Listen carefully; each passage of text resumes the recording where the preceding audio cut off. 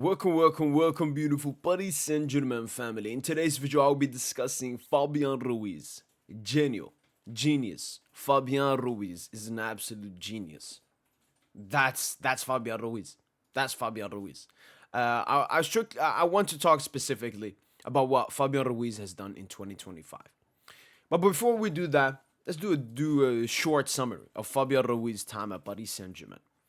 Joined Paris Saint Germain, obviously, in the 22-23 season. 3 goals, 2 assists in the league. He wasn't really a starter because we played majority with a double pivot midfield. It was Vitinha and Verratti, who were obviously the midfielders in that first season.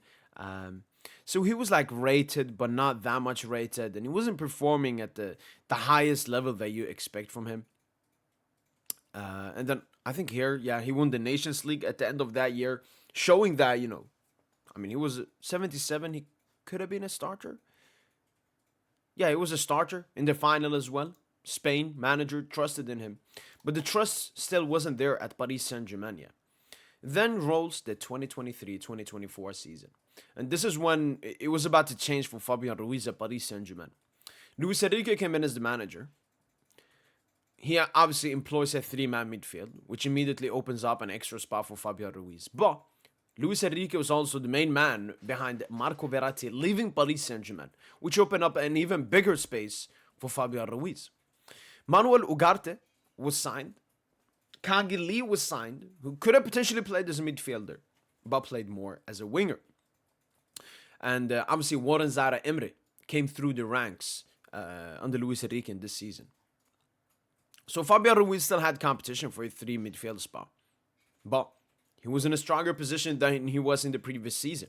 And that's why he started more games, played better, and performed in some big games. I remember Sociedad at home.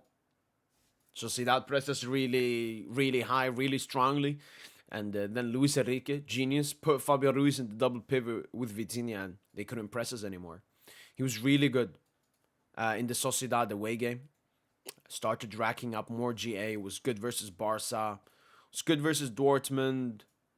I don't know about the first game, but I blame that more on Luis Enrique, the pressing gimmick he was doing that game. Like he was scared about Emre Can receiving the ball, so he just changed up pressing gimmick. And Fabian, I remember he missed actually 2 big chances. And that's when the critique over Fabian Ruiz started, because differently from other players at PSG, Fabian Ruiz came as a 26, 27. So the expectations were immediately there on Fabian Ruiz, unlike a Joao Neves, who has been able to perform at that level without that much pressure and expectation on him. He sets up the expectations. Whilst Fabian Ruiz, before he joined, there was an expectation that Fabian Ruiz would be that great midfielder. But this is another turning point for Fabian Ruiz. The Euros. We all remember Fabian Ruiz at the 2024 Euros. Player of the tournament in most people's eyes. I have no clue how Rodri won that award. Straight PR to try to give him that Fugazi Ballon d'Or. Fabian Ruiz was the people's winner. There were people that don't know that much about football that, watch the Euros and so on.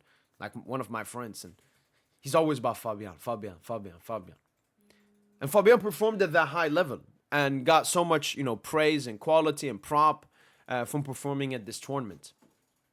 But then once again, critique came back at Fabian Ruiz, and deservedly so. Why is the question? Well, Fabian Ruiz coming off that Euro, the expectations were even higher at Paris Saint Germain. Vitinha had just finished in the Champions League midfield of the season. We just signed Joao Neves. We got rid of Ugarte. And we were looking at Fabian, Vitinha, all of this, going to be insane. Season starts off. Fabian comes back bald as well into the season. And yeah, it's not that good. Obviously, GA isn't the biggest thing with Fabian Ruiz, but he does play as defensive midfielder. And I've always said he needs to up his GA. I looked at Wirtz when he was at Leverkusen. I looked at Foden when he had that Premier League Player of the Season at City. I looked at Bellingham at Madrid. I looked at these offensive eights getting a lot of GA. And I said, Fabian Ruiz, you're playing in that position. You have the experience. You have scoring ability. You have playmaking ability. I need to see more of that. And who's performing so bad in this period? So bad. Vitinha Vitinha was Vitinha, slightly less. Neves was Neves. I mean, he was great from the get go. So then there was a little bit of competition. Fabian Ruiz and Warren Zara Emre. Warren Zara Emre was not helping himself. He was actually helping Fabian Ruiz. He was not performing at a well level at all. Warren Zara Emre. But this is when, as you can see, let's move down to the date because Fabian Ruiz basically started when 2025 started. 1, 2, 3, 4, 5. 5 GA in the 2024 half season of 2024 2025. And this is where it all began in 2025. Fabian Redondo Ruiz. This is when he started playing more like the Euro Fabian that we got to witness. Obviously, Paris Saint Germain as a team started performing better and everything, but Fabian Ruiz, I already remember, came on, assist to Dembele, Trophée du Champion game. Arsenal, huge goal that gave us the win. And think about it, Paris Saint Germain at this point was still somewhat competing for the league title, and obviously we're pushing for the unbeaten run. Huge goal versus Toulouse in a 1-0 win. 2 assists versus Brest. 2 assists versus Marseille. Goal versus assist versus Saint-Etienne. Assist versus Villa. That Khvicha goal.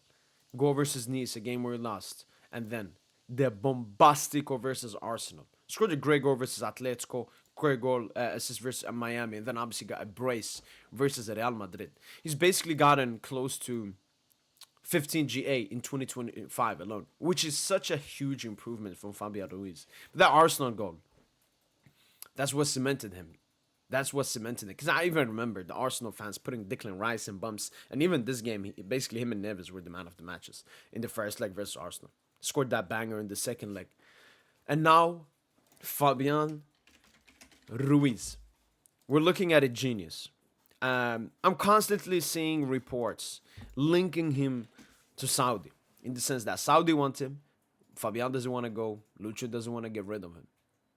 And I see PSG fans, maybe, oh, we should sell, maybe we should accept, and so on. Fabian Ruiz is an outstanding midfielder, one of the best midfielders in the world, nominated for the Ballon d'Or. What a season he's had. What a recent game he had as well. That man of the match performance he had versus Angers, absolute magical. And I think Fabian Ruiz could potentially be the most underrated player in the world.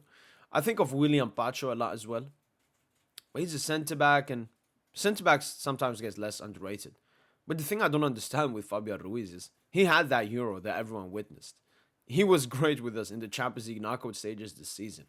Everybody's seen it, but I still don't see enough people talking about Fabian Ruiz. You see people talk about Vitinha, you see people talk about João Neves. But Fabian Ruiz, for some reason, doesn't get that hype. Imagine Madrid got Fabian Ruiz. He would be amazing for them. He would probably be their best signing. Like, he would genuinely lift that midfield up so much, conducting in that midfield, making the players around him better. You put him at Barca, they will finally find that third midfielder they've been looking for. Pedri, Fabian Ruiz, and maybe Gavi. Basically the Spain midfield. At City, I mean, this is your De Bruyne replacement. Fabian Redondo Ruiz. At Bayern München. So they play more of a 4-2-3-1 with the number 10. I don't think Fabian can really play as a 10 as a Musiala. And like Kimmich isn't the best defensively, so I don't even think a double pivot with Fabian and Kimmich would work. So just stylistically, it wouldn't be the best. Even at Barca, they also play with a 10, but I think Fabian could work. I mean, you know what? He would probably some way start, probably in the double pivot next to Pedri and Kimmich at Bayern and Barca. And what I'm trying to get with this is Fabian would basically start for every team in the world. But I still don't think he gets the hype that he deserves. So this is like a Fabian Ruiz appreciation video. You joined the club from Napoli. You had the great start to your Napoli career. Then it went down a bit. Then we came when your stocks were really low. And your stocks have just grown with this club. You're 28, 29 years of age. And I could see Fabian Ruiz basically having a Modric ending to his career. He does absolutely not rely on any athletic abilities that would go down with his age. Quite the opposite. He would age like fine wine, get better with season after season. So I think it would be a mistake from PSG letting Fabian Ruiz go. Because, I mean, first of all, there are no valuable reasons to get rid of him. I guess the only one PSG would probably think about is he's getting a little bit older. That should not be a problem. Fabian Ruiz is here to stay, and Fabian Ruiz, Redondo, you're a genius. That's been it from boy PSG. And hopefully, guys, have enjoyed this video. Let me know what player I should do next. That's been it from boy PSG. And as usual, allez, allez, allez, Paris.